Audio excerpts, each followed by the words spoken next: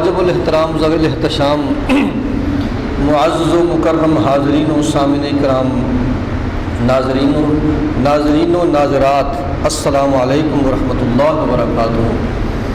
پچھلے خطبہ جمعۃ المبارک پہ آپ نے یہ سورہ روم کی آیات طیبات کا بیان سنا تھا، جس کے اندر اللہ رب العزت نے اپنی نشانی بیان کی ہے کہ میری قدرت کی یہ بھی نشانی ہے اور یہ بھی نشانی ہے اور یہ بھی نشانی ہے۔ مسلسل اپنی ان آیات طیبات کے اندر مسلسل اپنی قدرت کی نشانیاں بیان فرمائی۔ میں نے عرض کیا تھا کہ اللہ کی معرفت اور اس کی پہچان کے تین طریقے، کتنے طریقے ہیں؟ تین طریقے ہیں یہ اللہ کی معرفت اور اس کی پہچان کے۔ پہلا طریقہ یہ ہے کہ قرآن پاک کے اندر اور قرآن پاک کی آیات طیبات کے اندر غور و فکر کیا جائے۔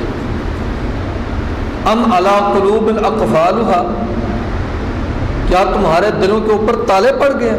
افلا یتدبرون القرآن، تم قرآن میں غور و فکر کیوں نہیں کرتے، تدبر کیوں نہیں کرتے؟ تم قرآن میں تدبر کرو، تم تدبر فی القرآن کرو، تمہیں اللہ کی معرفت حاصل ہو جائے گی۔ نمبر دو، انسان اپنے وجود کے اندر غور و فکر کرے۔ یہ قرآن کے اندر تدبر کرنے کا طریقہ یہ علماء کا طریقہ ہے۔ اپنے اندر، اپنے وجود کے اندر غور و فکر کرنا یہ صوفیاء کا طریقہ ہے۔ وَفِي أَنفُسِكُمْ أَفَلَا تُبْصِرُونَ، کیا تم اپنے اندر غور و فکر نہیں کرتے کہ تمہیں میری قدرت کی نشانیوں کا علم ہو جائے اور تمہاری آنکھیں کھل جائیں، تمہیں سمجھ آ جائے کہ اللہ کی قدرت کیا ہے اور اللہ ہے کیا، اللہ کی معرفت تمہیں حاصل ہو جائے۔ اور تیسرا طریقہ اللہ کی معرفت کا یہ ہے کہ اللہ کی تخلیقات کے اندر غور و فکر کیا جائے۔ اس کے بارے میں فرمایا الذین یذکرون اللہ قیاما وقعودا وعلی جنوبہم ویتفکرون فی خلق السماوات والارض۔ ویتفکرون یعنی کائنات کے اندر، اللہ کی تخلیقات کے اندر غور و فکر کرنا، یہ سائنسدانوں کا طریقہ ہے۔ اور یاد رکھو، میرا اپنا خیال ہے، اصل بات تو اللہ اس کا رسول ہی بہتر جانتا ہے، میرا اپنا خیال یہ ہے کہ جو صحیح اللہ کی تخلیقات کے اندر غور و فکر کرے اور اس نیت کے ساتھ کرے کہ مجھے اللہ کی معرفت حاصل ہو جائے، ایسا سائنسدان بھی اللہ کا ولی بن جاتا ہے، اسے بھی اللہ کی پہچان حاصل ہو جاتی ہے۔ اور اپنے وجود کے اندر غور و فکر کرنا، اس کے بعد صرف انسان اپنے آپ کو سمجھ لے کہ میں کیا ہوں، چلتے چلتے اسے اپنے اندر غور و فکر کرتے ہوئے اس بات پہ یہ پہنچے گا کہ میں کچھ نہیں ہوں۔ جب یہ سمجھ جائے گا کہ میں کچھ نہیں ہوں تو اسے پتہ چل جائے گا کہ سب کچھ اللہ ہے، یہ اللہ کی پہچان ہو جائے گی۔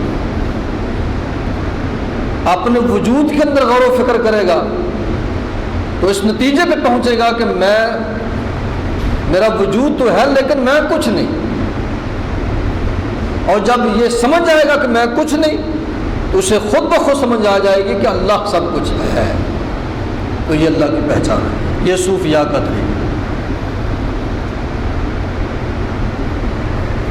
وہ کس طرح بلے شاہ نے فرمایا ہے، جے میں تینوں باہر ڈھونڈا تو میرے اندر کون سمانا، جے میں تینوں اندر آکھاں پھر مقید جانا، کہ میں بھی تو بھی تو بلا کون نہ مانا۔ یہ صوفیاء اس نتیجے پہ پہنچتے ہیں کہ سب کچھ وہی ہے، ہم کچھ بھی نہیں، تو یہ اللہ کی پہچان ہوتی ہے۔ یہ معرفت الہیہ اس طریقے سے بھی حاصل ہے، یہ صوفیاء کا طریقہ۔ اور تیسرا طریقہ اللہ کی تخلیقات کے اندر غور و فکر کرنا یہ سائنسدانوں کا طریقہ ہے۔ الحمدللہ مسلمان سائنسدان بڑے بڑے عظیم الشان سائنسدان مومن تھے، وہ بھی اللہ کے ولی تھے، انہیں بھی اللہ کی پوری پہچان تھی۔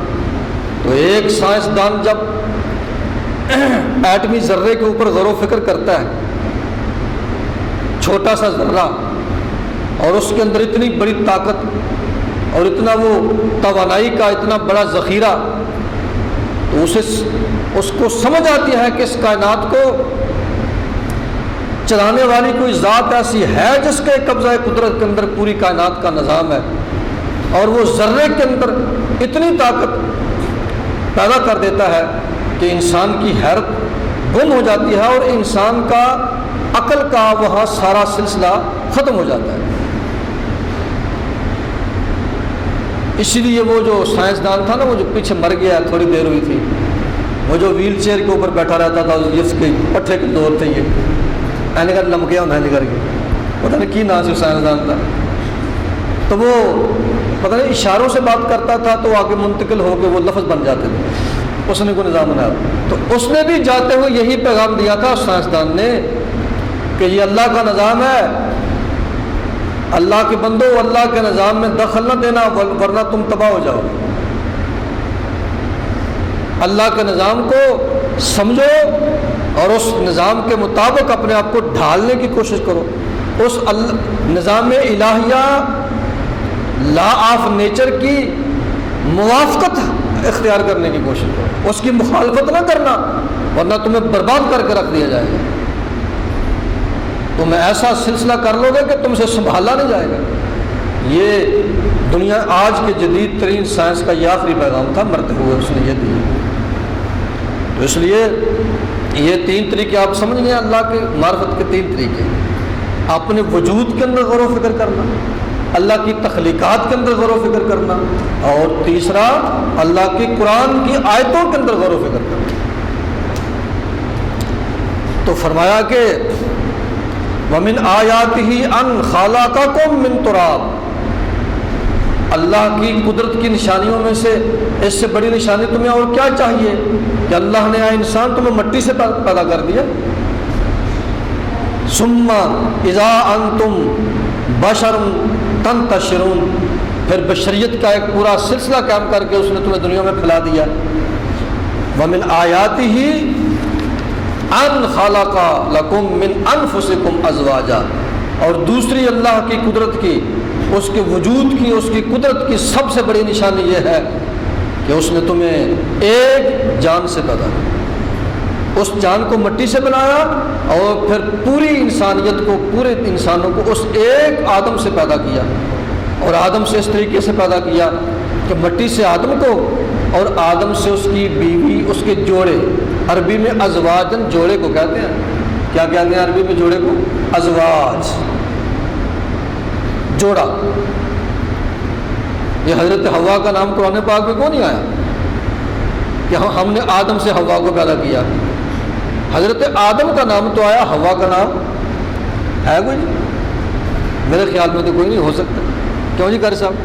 حوا کا، حضرت حوا کا نام نہیں آیا۔ جہاں بھی آپ قرآن میں پڑھیں گے اللہ فرمائے گا ازواجن، اللہ نے مٹی سے آدم کو پیدا کیا اور آدم سے اس کے جوڑے کو پیدا کیا۔ وَخَلَقَ مِنْهَا زَوْجَهَا، وَخَلَقَ، اور اللہ نے پیدا کیا، منہا، آدم میں سے، ازواجن، اس کے جوڑے کو، زوجہا، اس کے جوڑے کو پیدا کیا۔ یہ تو ہمارا خیال ہے کہ مائی صاحبہ کا نام، اس فی میل جوڑے کا نام حوا ہوگا، ٹھیک ہے جی۔ ازواجن جی،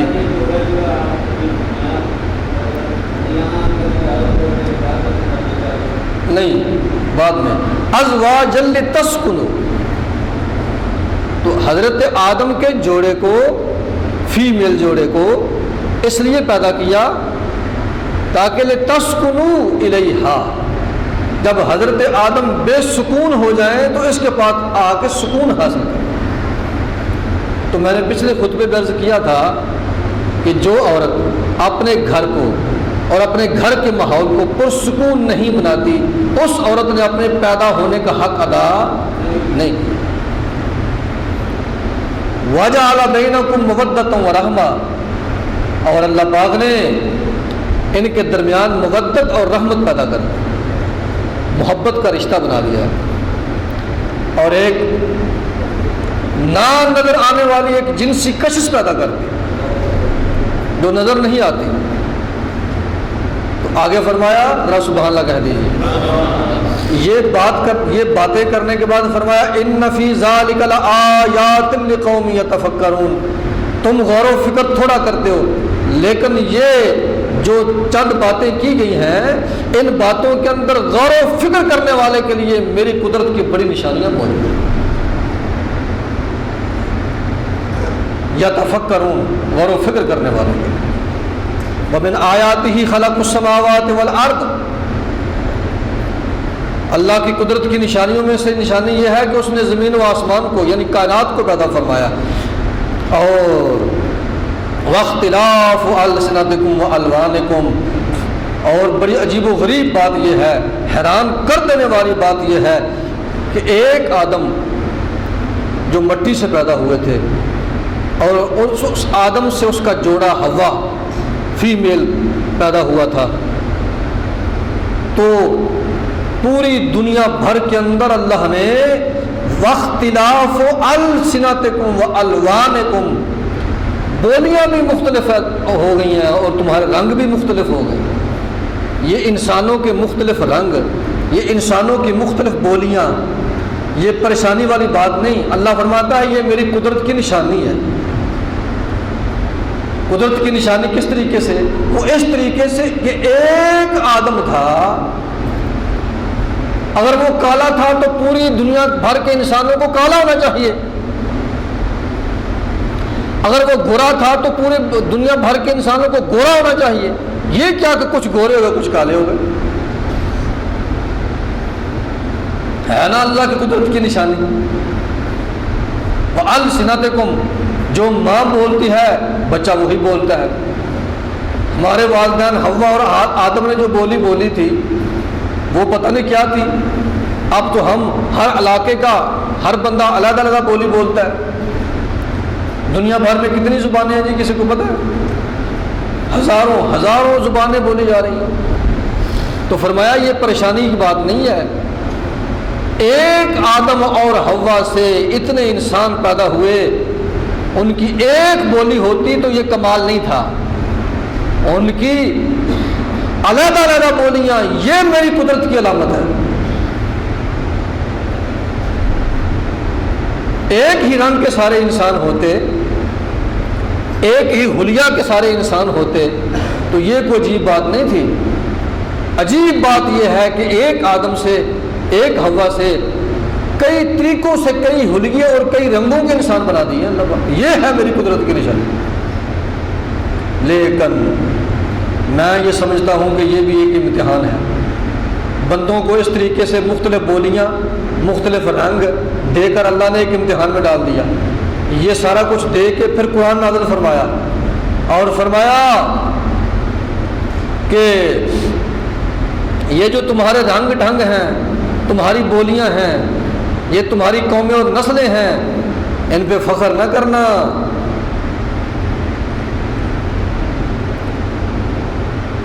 اور یہ بات ذہن میں رکھنا کہ یہ تمہارے لیے سفید رنگ اس لیے نہیں بنایا کہ تم فخر کرو اور کالے رنگ والوں کو سمجھو کچھ نہ،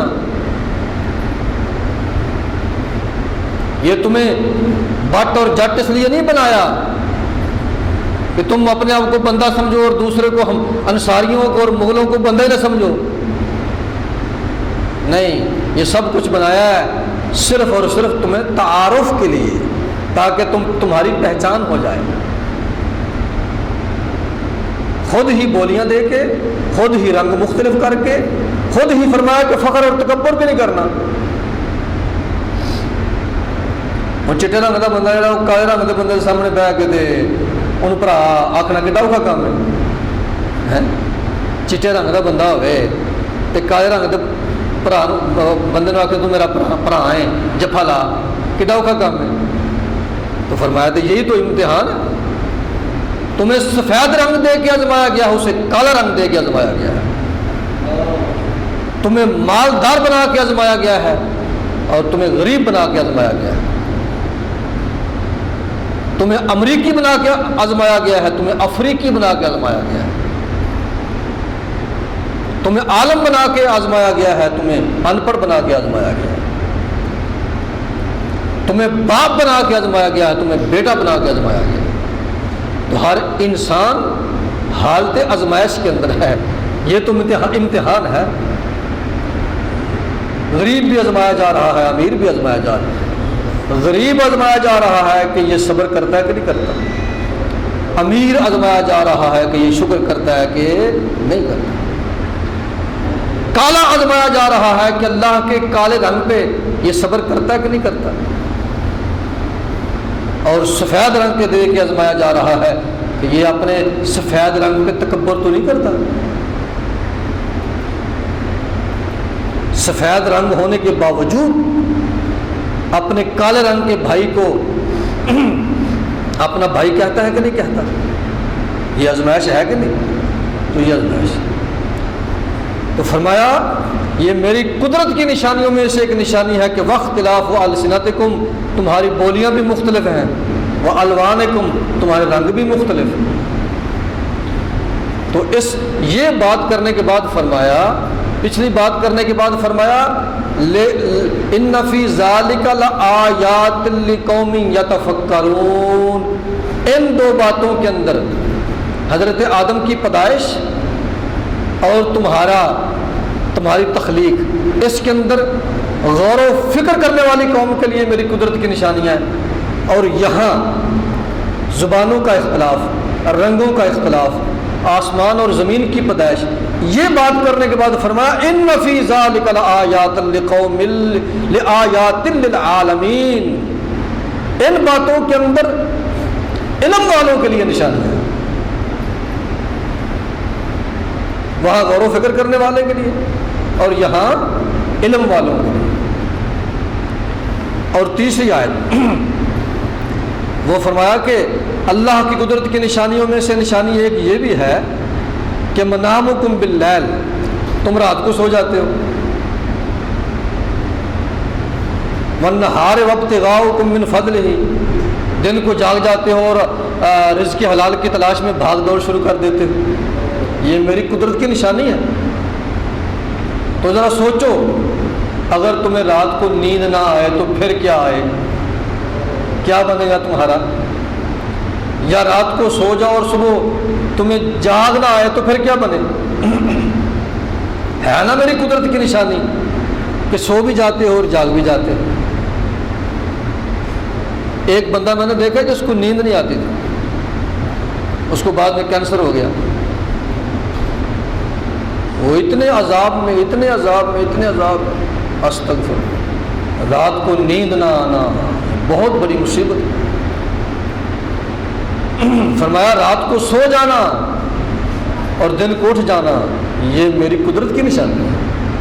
اور یہ بات کرنے کے بعد فرمایا ان فی ذالک لآیات لقوم یسمعون، ہر آیت کے بعد اللہ نے لفظ بدل دیا ہے، لفظ بدلا ہے۔ پہلی آیتوں، دو آیتوں کے بعد فرمایا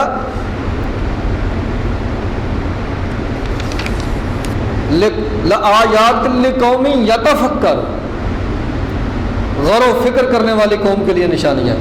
اس کے بعد فرمایا ان فی ذالک لآیات للعالمین، علم والوں کے لیے نشانیاں۔ اور تیسری آیت کے بعد میں فرمایا ان فی ذالک لآیات لقوم یسمعون،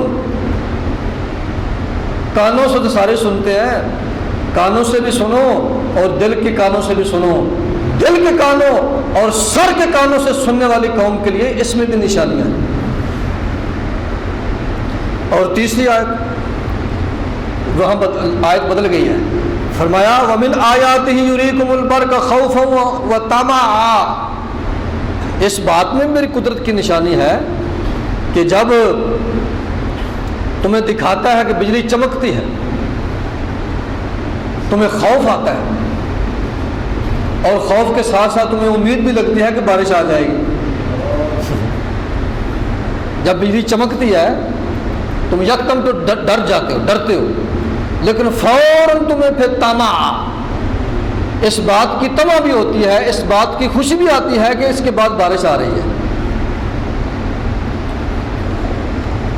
وَيُنَزِّلُ مِنَ السَّمَاءِ مَاءً، اللہ پھر آسمان سے اپنی بارش کی، رحمت کی بارش برساتا ہے۔ فَيُحْيِي بِهِ الْأَرْضَ بَعْدَ مَوْتِهَا، وہ بارش کے قطرے آتے ہیں، مردہ زمین زندہ ہو کے پھل اور پھول اگاتی ہے۔ تو یہ بات کرنے کے بعد فرمایا إِنَّ فِي ذَلِكَ لَآيَاتٍ لِقَوْمٍ يَعْقِلُونَ، ان باتوں میں عقل والی قوم کے لیے نشانی ہے۔ یہ جی ہر آیت کے آخر میں لفظ اللہ نے بدلا ہے، اس میں کوئی نہ کوئی حکمت ہوگی۔ قرآن کے طالب علم آتے رہیں گے اور ان حکمتوں سے پردے اٹھاتے رہیں گے تو ہماری جو سمجھ بوجھ ہے اس کے مطابق ہم نے عرض کر دی۔ تو یہ آیات طیبات ہیں جی کہ جب بجلی چمکتی ہے تو بندے کے اوپر خوف طاری ہو جاتا ہے۔ یریکم البرق خوفا، اللہ تمہیں بجلی کی چمک دکھاتا ہے، تم خوف زدہ ہو جاتے ہو۔ وطمعا، اور تمہیں امید بھی دلاتا ہے، تمہیں امید لگ جاتی ہے کہ اب بادل چمکا ہے، گرجا ہے، اب اس کے بعد بارش بھی آئے گی، بڑی گرمی ہے، اب انشاءاللہ موسم پرسکون ہو جائے گا، ٹھنڈا ہو جائے گا۔ طمعاً، یہ تمہارے دل کے اندر طمع بھی اللہ جگاتا ہے۔ وَيُنَزِّلُ مِنَ السَّمَاءِ مَاءً، اللہ آسمان سے پانی نازل فرماتا ہے۔ اب یہاں آپ نے تھوڑی توجہ فرمانی ہے، توجہ ہے نا، ہے کہ نہیں ہے؟ توجہ، ماشاءاللہ، سبحان اللہ کہہ دیجیے۔ اللہ نے یہاں لفظ فرمایا وَيُنَزِّلُ، نازل فرماتا ہے، من السماء، آسمان سے، ماءً، پانی۔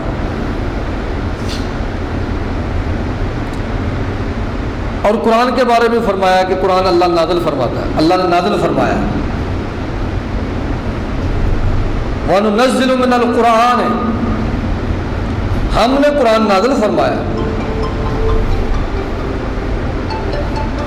تو ہمیں بارش نظر آتی ہے، اوپر سے نیچے گرتی ہوئی بوندیں نظر آتی ہیں، سمجھ آ رہی ہے کہ یہ چیز نازل ہو رہی ہے، لیکن قرآن کی آیتیں نازل ہوتے ہوئے نظر نہیں آتی۔ تو اللہ پاک نے ان آیتوں کو اپنے محبوب کے دل کے اوپر القاء فرمایا، اس القاء کو، اس قرآن کے القاء کو بھی اللہ نے فرمایا کہ ہم نے نازل فرمایا قرآن، اور بارش کو بھی فرمایا کہ ہم نے نازل فرمائی ہے بارش۔ تو علماء ان دونوں چیزوں میں بڑی مماثلت بیان فرماتے ہیں۔ یا اللہ یہ بارش نازل ہونے سے کیا ہوتا ہے؟ فرمایا فَيُحْيِي بِهِ الْأَرْضَ بَعْدَ مَوْتِهَا، میں آسمان سے بارش کے قطرے برساتا ہوں، اور ان قطروں سے زمین جو مردہ ہو چکی ہوتی ہے وہ دوبارہ زندگی حاصل کر لیتی ہے، دوبارہ زندہ ہو کر اس کے اوپر پھل اور پھول، پھل اپنا ذائقہ دیتے ہیں اور بھوک مٹاتے ہیں، اور پھول انسان کو معطر کر دیتے ہیں، فضا جو ہے وہ خوشبو سے معطر اور مطہر ہو جاتی ہے۔ اللہ آسمان سے بارش کے قطروں کے ذریعے زمین کو زندگی عطا فرماتا ہے اور زندگی کی کھیتی لہلہانا شروع ہو جاتی ہے۔ تمہیں غور کرنا چاہیے کہ اسی طرح اللہ رب العزت نے آسمان سے اپنے محبوب کے دل اطہر پر قرآن کی آیتیں، جس طرح بارش کے قطرے آتے ہیں، قرآن کی آیتیں اپنے محبوب کے دل پر نازل فرمائیں۔ سب سے پہلے میرے محبوب کا دل لہلہایا، قرآن کی آیتوں سے خوشبودار ہو گیا، معطر اور مطہر ہو گیا، پھر اس دل سے جو قرآن دل میں آیا تھا محبوب کے منہ سے نکلا اور پورے عرب کا علاقہ لہلہا اٹھا، دل معطر ہو گئے، دل منور ہو گئے، عرب کے عربوں کے منہ سے قرآن نکلا، پھر پوری دنیا منور ہو گئی۔ جس طرح آسمان سے آنے والے قطرے زمین کو زندگی دیتے ہیں، اسی طرح محبوب کے دل پہ آنے والے قرآن کی آیتیں پوری کائنات کو زندگی عطا فرماتی ہیں۔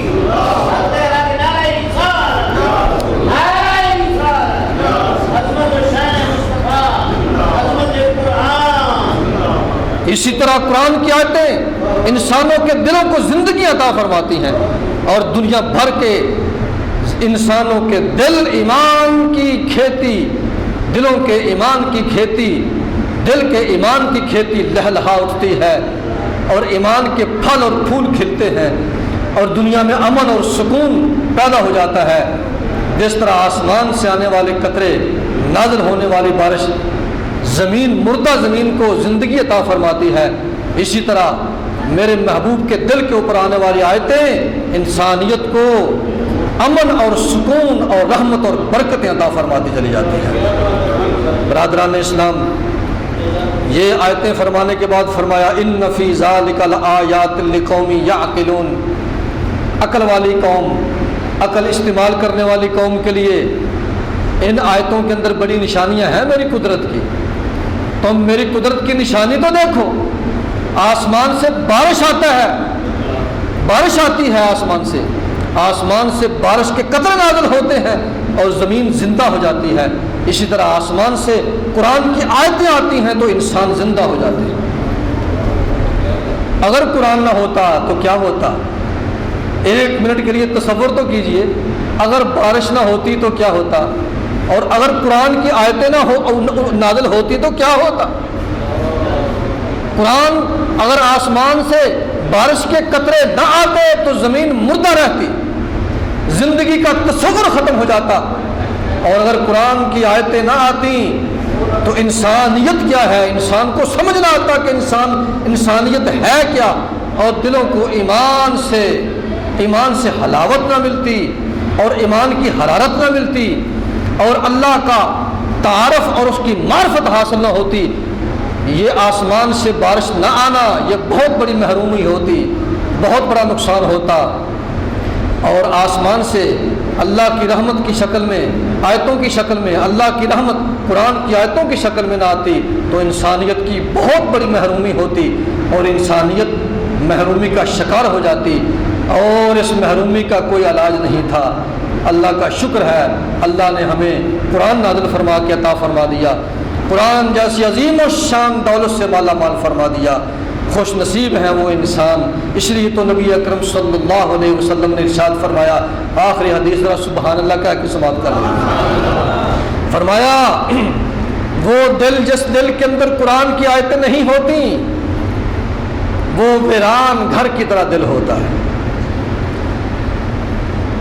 کئی سو سال سے ویران پڑا ہوا گھر جو ہوتا ہے، جس دل میں قرآن کی آیتیں نہیں ہوتی، قرآن کا کچھ حصہ نہیں ہوتا، وہ دل اجڑے ہوئے ویران مکان کی طرح ہوتا ہے، اور جس دل میں قرآن کا کچھ حصہ آ جاتا ہے وہ بستے ہوئے شاداب آباد گھر کی طرح بن جاتا ہے، وہاں اللہ کی رحمتیں بھی آتی ہیں، اللہ کی برکتیں بھی آتی ہیں۔ دعا ہے اللہ رب العزت اس قرآن سے جڑ جانے کی توفیق نصیب فرمائے، اور جو کچھ ہم نے سنا اس پہ عمل کی توفیق نصیب فرمائے۔